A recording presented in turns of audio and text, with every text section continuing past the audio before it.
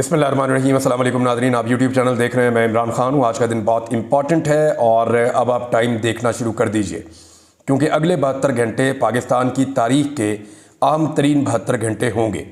उसकी वजह यह है कि इन 72 घंटों में पाकिस्तान का फ्यूचर और इमरान खान साहब का फ्यूचर तय हो जाएगा।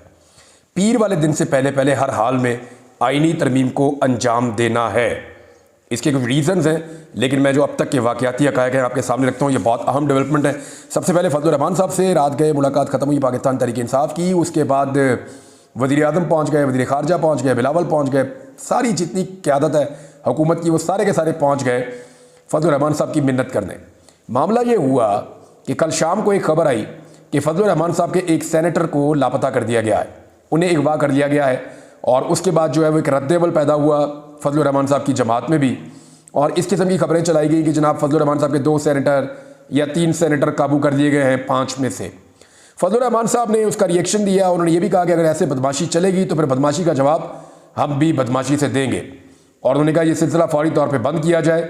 और फजलुर रहमान साहब ने इसके लिए 16 घंटे का टाइम दिया, और उसके नतीजे में वज़ीर आज़म खुद गए, बाकी लोग भी गए कि नहीं हम नहीं कर रहे ये।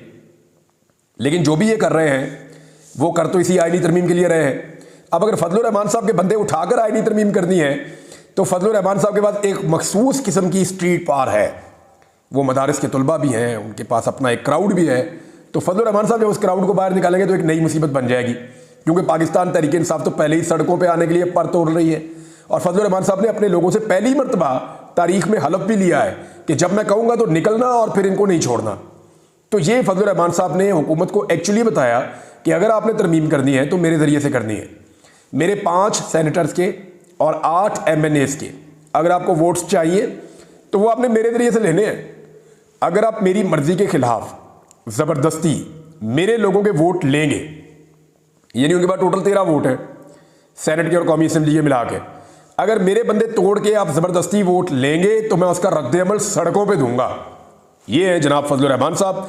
और फजलुर रहमान साहब ने कहा जी कि अभी इस पर मज़ीद मुशावरत की ज़रूरत है, और हम फौरी तौर पे किसी आइनी तरमीम को ना सपोर्ट कर रहे हैं ना वोट डाल रहे हैं। तहरीक इंसाफ से भी और बातचीत उन्होंने करनी है।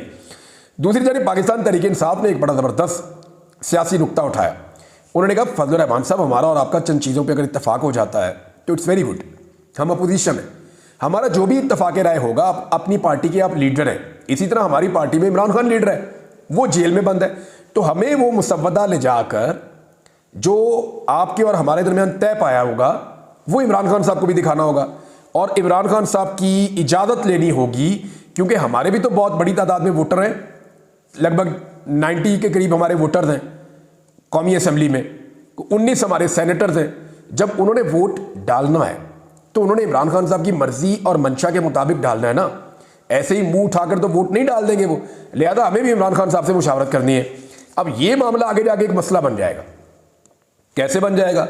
क्योंकि इमरान खान साहब से मुलाकातें बंद की हुई हैं, और आज का दिन आखिरी दिन है कि इमरान खान साहब से मुलाकात ना करने दी जाए। कल इमरान खान साहब का केस लगेगा दोबारा, वहां पे सहाफ़ी भी जाएंगे, इमरान खान साहब को बात करने का मौका मिलेगा। नंबर 1, इस बात को आप ज़हन में रखें। नंबर 2, हो सकता है कि इमरान खान साहब को इन 2 दिनों तक भी मिलने ना दिया जाए, यानी वो केस ना लगाया जाए कोई बहाना करके जी कॉज लिस्ट कैंसिल हो गई है, जज साहब ने आना था, कोई प्रॉब्लम हो गया, वो नहीं आ सकते।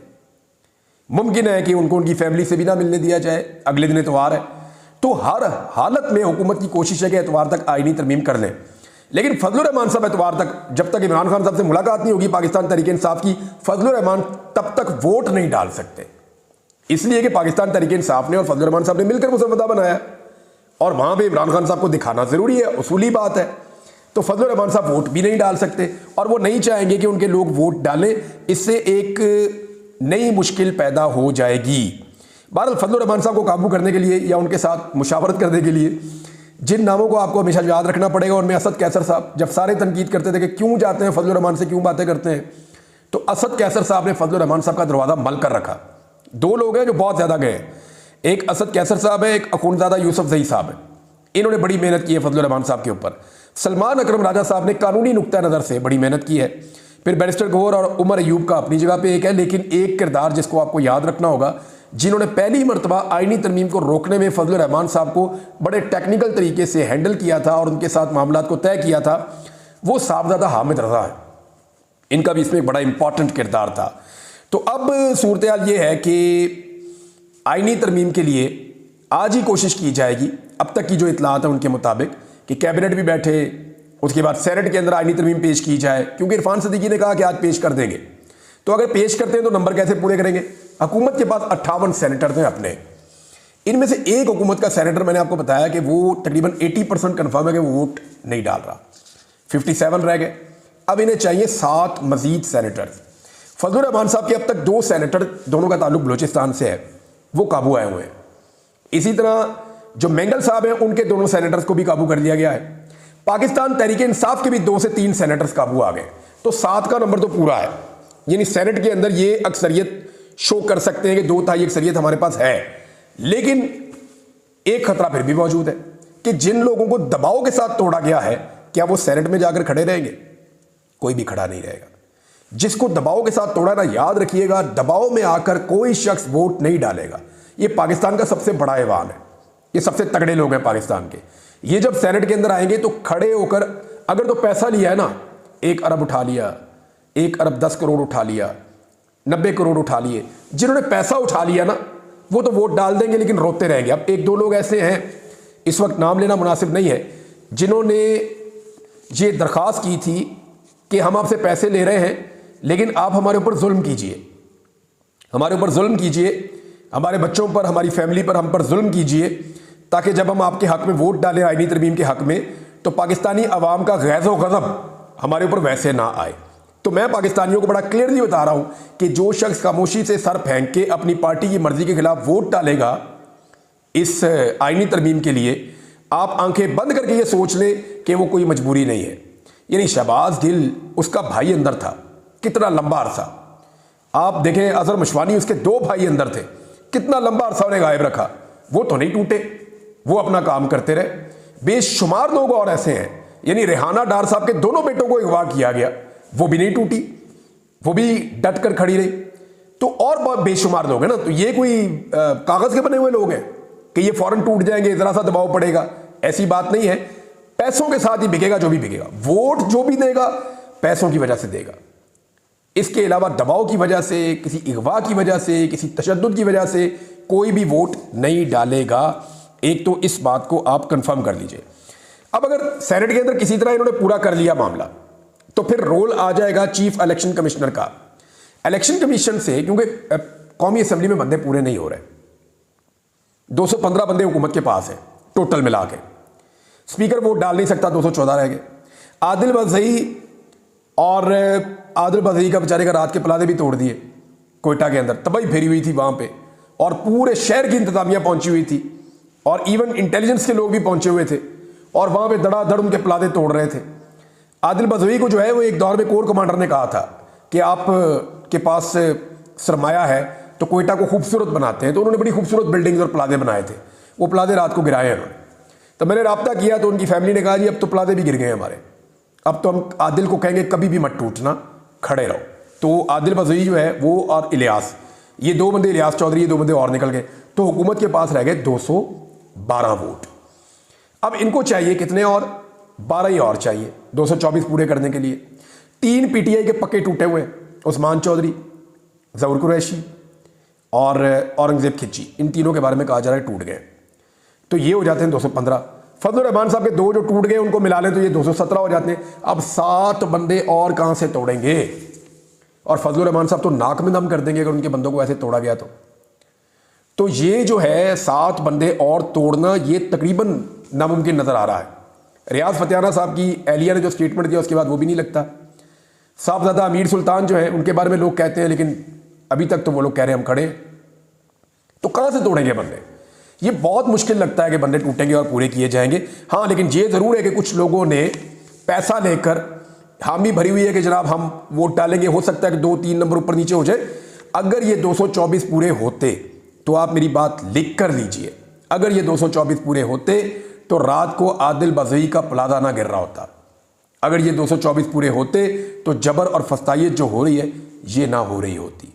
तो 224 जनाब पूरे नहीं हो रहे। अब कैसे पूरे होंगे? हो सकता है कि इलेक्शन कमीशन जो है उसको मजबूर कर दिया जाए कि एक अजीबोगरीब खेल खेल दे, यानी इलेक्शन कमीशन मखसूस नशस्तों का एक हिस्सा वापस हुकूमत को देकर उन्हें 2 तिहाई अक्सरियत दे दे और उसके बाद वो फौरी तौर पे कौमी असम्बली से पास करवा के तरमीम और फिर मजबूती के साथ बैठ जाएं कि जनाब अब तो हमारे हाथ में हर चीज़। लेकिन ये भी नहीं हो सकता। अगर इलेक्शन कमीशन ने ये किया तो पीर वाले दिन, सोमवार वाले दिन ये तरमीम कल अदम हो जाएगी। वो कैसे होगी मैं आपको बताता हूं। इलेक्शन कमीशन ने अभी दोबारा सुप्रीम कोर्ट ऑफ पाकिस्तान से रुजू किया हुआ है कि जनाब इस फैसले के ऊपर अमल दरामद करना है, तो ये तो मामला सब जुडिस है। जो मामला सब जुडिस है यानी अभी तक वो मामला अदालत के अंदर ज़ेरे समाअत है। ऐसे मामले के ऊपर इलेक्शन कमीशन ऑफ पाकिस्तान खुद से कोई भी फैसला नहीं कर सकता। ये मखसूस नशिस्तें वो नहीं दे सकता हुकूमत को। अगर देगा और इसके ऊपर वोट लेगा और इससे आईनी तरमीम करवाएगा तो फिर आईनी तरमीम भी कल अदम हो जाएगी, कोई उसका फायदा नहीं होगा। मैं आपको ये फिर बता रहा हूं कि इस तरह ये आईनी तरमीम दोबारा से कल अदम हो जाएगी। इलेक्शन कमीशन को लालच ये है कि इस तरमीम के अंदर उनको भी एक्सटेंशन मिल रही है। इलेक्शन कमीशन को उनके अरकान को एक्सटेंशन मिल सकती है। फिर इसमें एक चीज़ और भी है बड़ी हसास, जो मुझे कल पता चली और आसमा शरादी साहिबा के शो के अंदर ये डिस्कस हुई कि आर्मी चीफ की एक्सटेंशन और उनकी बर्खास्तगी, यानी एक आर्मी चीफ को एक्सटेंशन देने का इख्तियार या उनको ओहदे से हटाने का इख्तियार, ये वज़ीर आज़म से चला जाएगा, एक कमेटी को मिल जाएगा। यानी वज़ीर आज़म के पास ये जो एक इख्तियार है, एक ताकत है कि वो आर्मी चीफ को एक्सटेंशन दे सकते हैं या उनके ओहदे से उनको हटा सकते हैं। ये इख्तियार वज़ीर आज़म से हटकर एक कमेटी के पास चला जाएगा। तो ये भी एक है जनाब, और इसको चैलेंज नहीं किया जा सकेगा। कुछ बहुत सारी इसमें और भी कॉम्प्लिकेशंस हैं। बहरहाल अभी जो सिचुएशन है उसके अंदर मैं आपको ये बता देता हूँ कि नंबर पूरे नहीं हुए, ना सेनेट में ना कौमी असम्बली में। अगर सेनेट में नंबर पूरे किए गए तो मौलाना साहब की पार्टी की जानिब से एक एहतजाज का सिलसिला शुरू हो जाएगा और पाकिस्तान तहरीक-ए-इंसाफ ने ऑलरेडी आज के दिन के लिए एहतजाज की कॉल दी हुई है। आज पाकिस्तान तहरीक-ए-इंसाफ का एक इम्तिहान भी है और ये एक बड़ा इम्तिहान है। देखिए ना, ये कैसे पॉसिबल है कि इतनी लंबी जिद्दोजहद एक पॉलिटिकल पार्टी ने की है, वो बिल्कुल आकर आखिरी 4 बॉलों का जो खेल रह गया वहां पे वो अपनी दिलचस्पी छोड़ दें। अब पाकिस्तान तहरीक-ए-इंसाफ को भी अपना पूरा जोर दिखाना होगा। यानी तहरीक-ए-इंसाफ को जो मुल्क गिर एहतजाज की उन्होंने कॉल दी है, इसको साबित करना पड़ेगा कि वाकई में ये मुल्क गिर एहतजाज हो रहा है। पूरे पाकिस्तान में लोग निकल रहे हैं और पूरे पाकिस्तान के लोग जो है वो जोर लगा रहे हैं इस आईनी तरमीम को रोकने के लिए। वकला को भी शो करना पड़ेगा। देखिए, ये पीर तक क्यों करना है मैं आपको ये बताता हूँ। पीर से पहले करना है। वजह यह है कि वो 8 जजेस जिन्होंने फुल कोर्ट का फैसला दिया हुआ है, उन 8 में से 3 जजेस को कादी फायद ईसा साहब ने जो है वो कराची भिजवा दिया था वहाँ केसेस के लिए। तो वो इस हफ्ता कराची में रहे हैं। इसी तरह जो जस्टिस मुनीब अख्तर साहब हैं वो छुट्टी पे गए हुए हैं। तो पीर वाले दिन ये 8 के 8 जजेस वापस आ जाएंगे। तो इस तरह ये 8 जजेस मौजूद होंगे। अब 3 सीनियर कानूनदान हैं जिनमें अली जफर हैं, एतजाज एहसन है, मुनीर मलिक हैं। ये कह रहे हैं कि जजेस अब अदालत लगाएं, बहुत हो गया है। यानी वो ये कहते हैं कि जजेस के बाद ये इख्तियार होता है कि जजेस इकट्ठे होकर बैठ जाएं और बैठकर फैसला कर दें। यानी इन जजेस के बाद ये इख्तियार है कि वो आएँ और आकर बैठकर देखें और वो कहें कि जी चीफ जस्टिस का नोटिफिकेशन क्यों नहीं हो रहा। फौरी तौर पे हुकूमत इस सिचुएशन के अंदर चीफ जस्टिस ऑफ पाकिस्तान का नोटिफिकेशन करे, क्योंकि 3-4 दिन बाकी रह गए हैं, मजीद ताखीर की गुंजाइश नहीं है। पाकिस्तान के अंदर एक सिचुएशन भी बनी हुई है, लोग एहतजाज भी कर रहे हैं। और दूसरा यह है कि सुप्रीम कोर्ट ऑफ पाकिस्तान का फुल कोर्ट का एक फैसला है, उसके ऊपर अमल दरामद क्यों नहीं हुआ। और ये जजेस आज खुद अदालत लगा सकते हैं, अदालत में आकर बैठ सकते हैं। ये पाकिस्तान के जो टॉप के दिमाग हैं, जो कानून को और आइन को जानते हैं, वो ये बात कह रहे हैं। इससे पहले भी हो चुका है कि जजेस इकट्ठे होकर बैठे और उन्होंने अपना चीफ जस्टिस फारिग कर दिया। तो हो सकता है जजेस यहां पे कोई अहम फैसला करें, तो मंडे से पहले कोशिश की जा रही है, इससे पहले कि सारे जज पीर वाले दिन इकट्ठे हो जाएं सुप्रीम कोर्ट ऑफ पाकिस्तान में, तो कोशिश की जा रही है कि पीर से पहले जो भी खेल खेलना है वो खेल खेल लिया जाए। अच्छा, इसमें यह भी याद रखिएगा कि इलेक्शन कमीशन ने खुद सुप्रीम कोर्ट से रुजू किया हुआ है। अब इलेक्शन कमीशन ने खुद जब सुप्रीम कोर्ट से पूछा हुआ है, तो फिर सुप्रीम कोर्ट ऑफ पाकिस्तान में यह मामला ज़ेरे समाअत है।